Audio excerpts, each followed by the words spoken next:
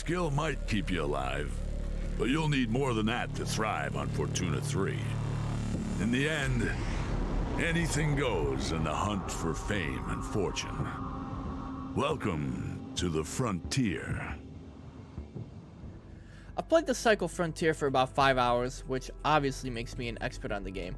But as an avid Escape from Tarkov player, I thought I'd give my first impressions of the game and put them on the internet for millions of strangers to see. Before we get into the video, I'm shamelessly plugging my Twitch stream. I stream Monday, Wednesday, Friday, 11 AM to 4 PM Eastern, so come on over there and tell me how my opinion on the game is wrong.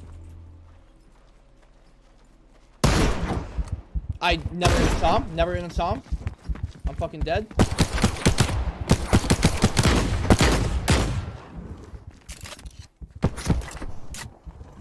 Fuck. Oh my god, he fucking Batman'd me, bro. What the hell? So, how do you even describe a game like this? A PvPvE instanced looter shooter where you lose everything upon death? Yeah, I'd say that's pretty spot on.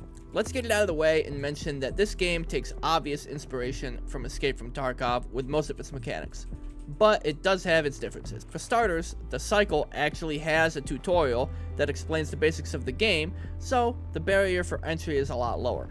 The Cycle is a lot easier for new players to pick up and understand what the game's all about. Also, the setting of a distant planet being mined for its resources is sure to scratch that sci-fi itch you have.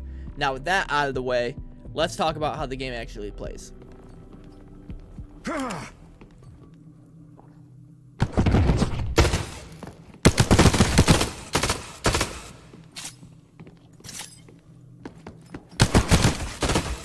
Let's go, dude!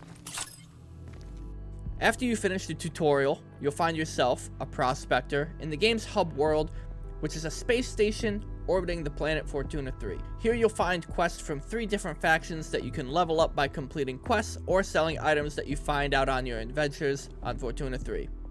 As you level the factions up, you can unlock more quests and guns specific to that faction. You can also find your personal quarters here, where you can upgrade various things like storage space along with the daily supply crate with goodies in them like armor or weapons. To actually complete these quests and find items for the factions, you need to venture onto the planet you're orbiting. This is where the real gameplay comes in.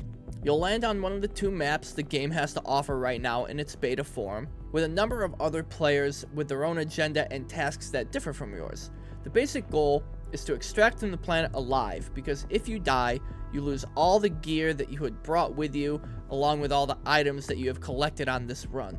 Sometimes it's easier said than done when you come across a team of 2 with better gear than you, or you run into a massive bug alien creature thing when your stamina is low. But that's the sort of anxiety-ridden gameplay that makes the game so fun and addicting. Now, I've only played the first map the game has to offer, but the vast differences in locations on it are stunning.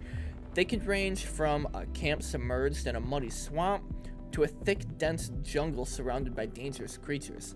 And each location has a specific loot table where you'll need to go to find specific items for quests or upgrades. Each area also has a danger level associated with it to let you know what kind of AI aliens you'll find in them and what type of loot they'll be guarding. The higher the danger, the better the loot, but also the scarier the creatures you'll find. Now that I've explained kind of how the game works, it's time for my opinion. Is the game actually fun? Well, yeah, of course. Yes, the game has some bugs like not being able to climb rocks that you should be able to, or spawning maybe a little too close to another team at the start of a game, but that's just how games in beta stages are. Hopefully, with some time, the devs will focus on polishing the game up. There's not a lot of games out there like this, and honestly, it's just really refreshing to play something like this that's not your standard battle royale or pub stomper shooter. It wouldn't surprise me if this genre of shooters was the next big bang of games to come out, like how the Souls-like games or battle royale games style took over. With that being said, I think the Cycle Frontier is definitely worth trying to get beta access. I give this game the Pappy seal of approval. and a thumbs up and a check mark and a star, or like whatever. I don't really have like a rating or anything, you know. Just play the game. It's fun. It's a fun game, guys. I like it. And with that being said, this is the first time I've done anything like this, so critique me down in the comments, but be nice or else. And I'll see you next time. Thanks, guys. Bye. Wow, thanks for sticking around, guys. That was a really fun video, but guess what? This video right here, way cooler. Also, like, comment, subscribe. It helps me out. Thanks.